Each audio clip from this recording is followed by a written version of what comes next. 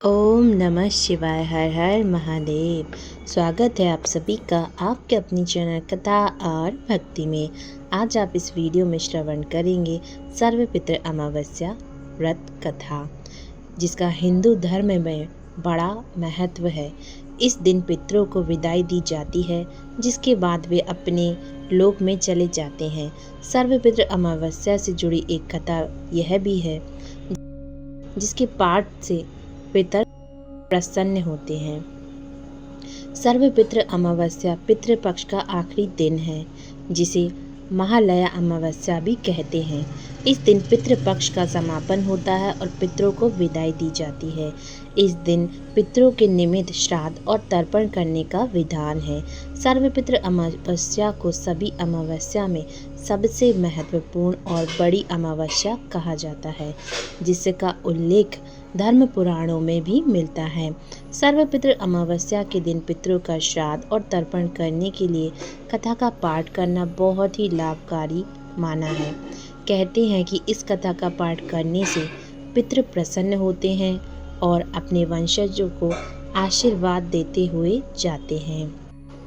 सर्वपितृ अमावस्या की कथा के अनुसार प्राचीन काल में अग्निश्वात और बहिष्पद नाम के पितृदेव थे, जिनकी एक मानस पुत्री थी अक्षोदा। अपने पितरों को प्रसन्न करने के लिए अक्षोदा ने अश्विन मास की अमावस्या पर पितरों के लिए तप किया था।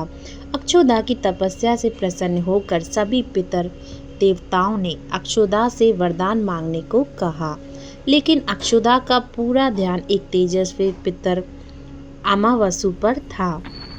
अक्षोदा ने अमावसु से कहा, वरदान के रूप में मैं आपका साथ चाहती हूँ। अक्षोदा की इस बात से सभी पितृदेव क्रोधित हो गए और उन्होंने अक्षोदा को श्राप दिया कि वह पितृलोक से पृथ्वीलोक जाएगी। पितरों की यह बात सुनकर अक्षोदा को अपनी गलती का एहसास हुआ और उन्होंने पितरों देवों से माफ़ी मांगी। तब पितरों ने दया करके उससे कहा कि वह अगले जन्म में मत्स्य कन्या के रूप में जन्म लेगी।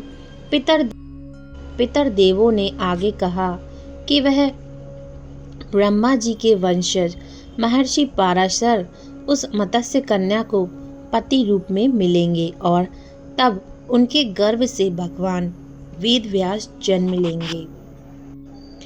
इसके बाद श्राप मुक्त होकर वह फिर से पितर लोक में वापस आ सकेगी। लेकिन सभी पितर देवता पितृ अमावसु से भी प्रसन्न थे।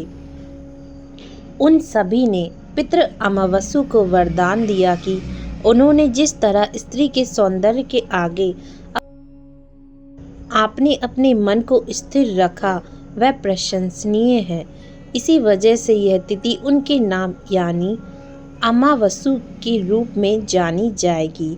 धार्मिक मान्यता है कि तभी से इस दिन का नाम सर्वपितृ अमावस्या पड़ा। बोलो पितृदेव की जय। धन्यवाद आप सभी का कथा सुनने के लिए। ये थी पितृ अमावस्या कथा।